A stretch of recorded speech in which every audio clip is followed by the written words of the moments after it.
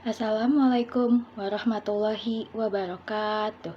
Nama saya Putri Rahayu, NIM 2212512, Program Studi Manajemen Pendidikan Islam 3A, Fakultas Tarbiyah dan Keguruan. Di sini saya akan sedikit menjelaskan tentang materi penuntasan wajib belajar, yaitu MK Perencanaan Pendidikan yang diampu oleh dosen Ibu Dr. Helna Nelis MPD. Wajib belajar merupakan program respon pemerintah terhadap amanat konstitusi yang dituangkan dalam aneka peraturan dan program pemerintah bahwa pendidikan merupakan salah satu prioritas dalam agenda pembangunan nasional, yaitu sebagai berikut. 1. Amanat Pembukaan Undang-Undang Dasar 1945 yang isinya melindungi segenap bangsa Indonesia dan seluruh tumpah darah Indonesia dan untuk mensejahterakan kehidupan umum, mencerdaskan bangsa dan ikut serta menertibkan dunia. Yang kedua, Amanat Pasal 31 Undang-Undang Dasar 1945 yang isinya selain amanat Undang-Undang Dasar, pada dasarnya program wajib belajar merupakan tuntutan perubahan karena didasari konsep pendidikan dasar untuk semua atau Universal Basic Education, yang berarti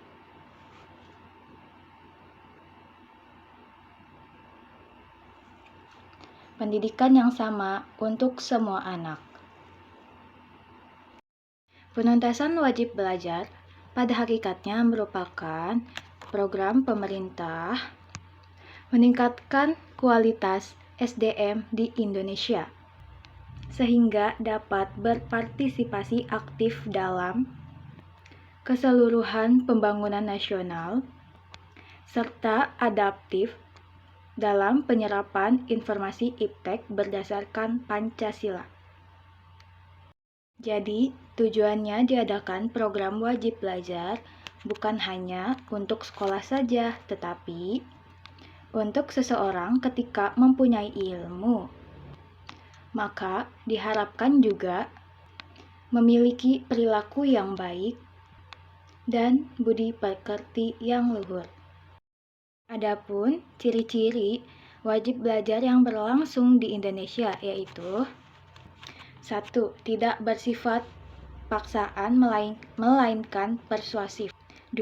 Tidak ada sanksi hukum. Yang ketiga, tidak diatur undang-undang tersendiri. Dan yang terakhir, 4. Keberhasilan diukur dengan angka partisipasi, dengan memperhitungkan angka-angka yang diperoleh sesuai dengan kriteria analisisnya.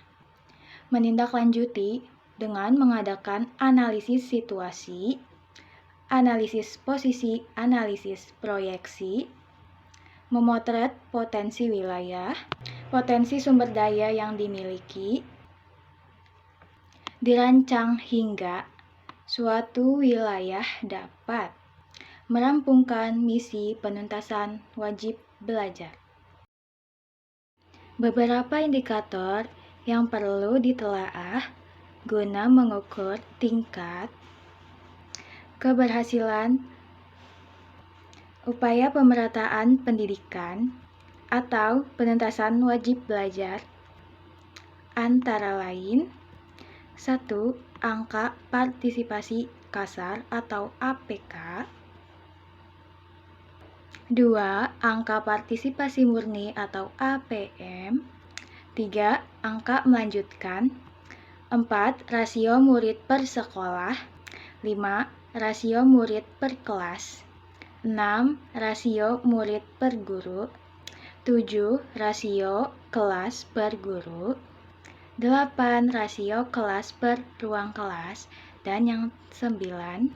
Rasio guru per sekolah.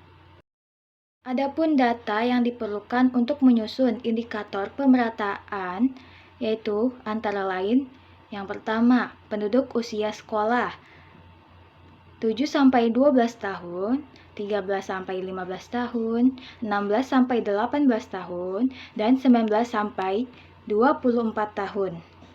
Yang kedua, usia penduduk masuk sekolah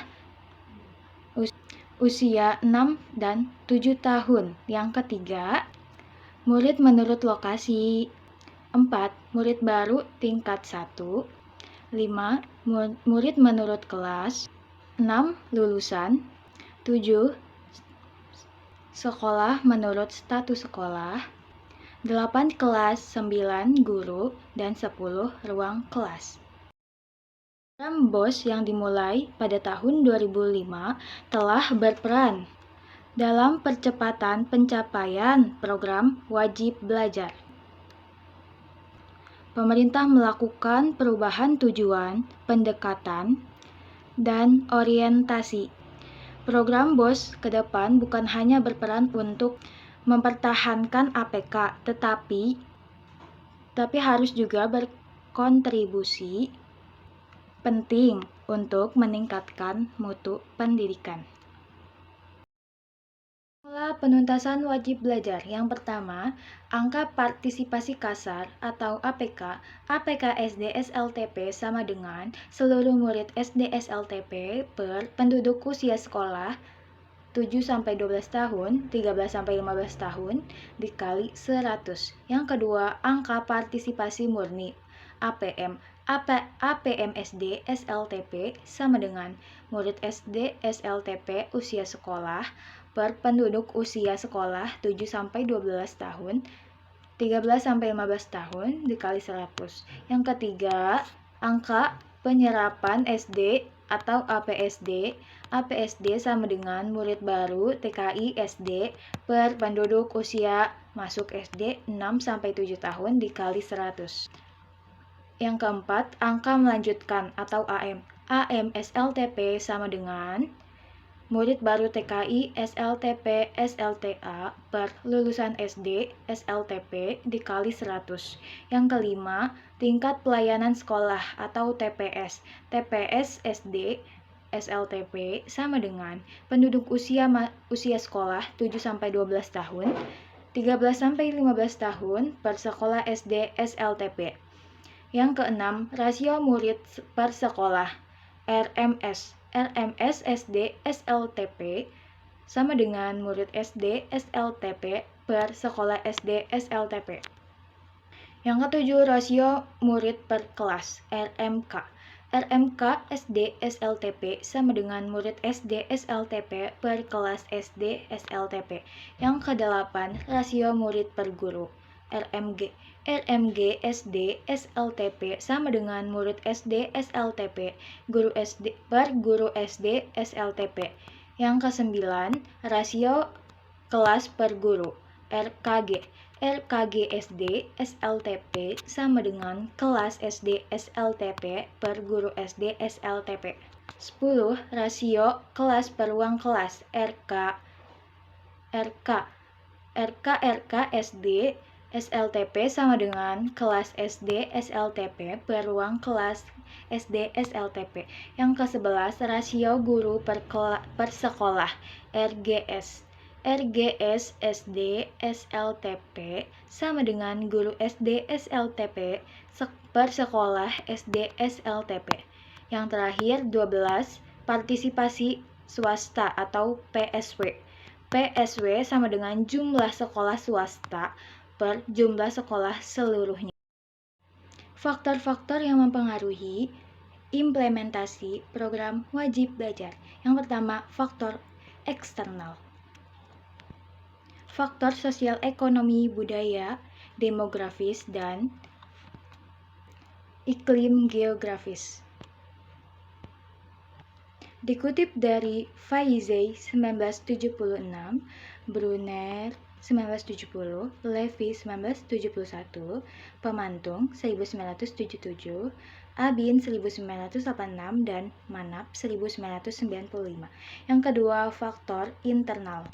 Ketatnya syarat kelulusan dan keterbatasan variasi jenjang dan jalur program yang ditawarkan, raw input yang heterogen, instrumental input yang terbatas, serta fasilitas dikutip dari UNESCO 1973 dan Hayes 1974. Penerapan konsep TQM dalam perencanaan. TQM merupakan suatu pendekatan yang sistematis, praktis, dan strategis dalam menyelenggarakan suatu organisasi yang mengutamakan kepentingan pelanggan. Dikutip dari Yusuf Hanafiah dalam jurnal LPMP 66. Penerapan konsep TQM dalam perencanaan strategis penuntasan wajib belajar dan meningkatkan mutu pendidikan dasar dapat mengikuti langkah-langkah sebagai berikut. A. Langkah-langkah dasar, yaitu yang pertama, merumuskan visi, yang kedua, merumuskan misi berdasarkan visi, yang ketiga, merumuskan prinsip-prinsip berdasarkan visi misi, serta 4. Merumuskan tujuan berdasarkan visi, misi, dan prinsip-prinsip. Langkah-langkah operasional. Yang pertama, mengadakan studi tentang pelanggan untuk mengetahui siapa pelanggan, apa kebutuhan mereka, baik untuk masa kini maupun masa yang akan datang. Yang kedua, mengadakan studi tentang keberadaan lembaga untuk mengetahui kekuatan, kelemahan, kesempatan, kendala, ancaman, dan faktor-faktor penting untuk mencapai keberhasilan. Yang ketiga, menyusun rencana lembaga yang memuat langkah-langkah dan program yang didasarkan pada visi, misi, tujuan, prinsip, dan hasil-hasil penelitian.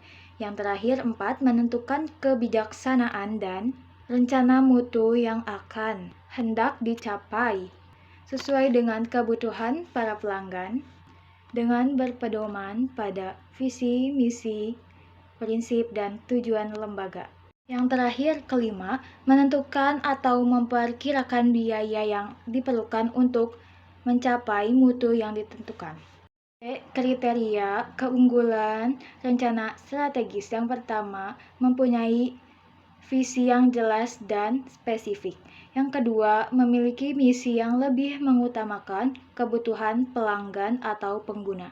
Yang ketiga, menggunakan cara yang tepat untuk melaksanakan misi lembaga. Yang keempat, melibatkan para pengguna atau pelanggan dalam mengembangkan strategi. Yang kelima, terbuka peluang bagi pengembangan kekuatan bagi seluruh staf dan dengan jalan menghilangkan kendala dan membantu mereka dalam meningkatkan kontribusi terhadap lembaga dengan mengembangkan kelompok kerja yang efektif dan efisien.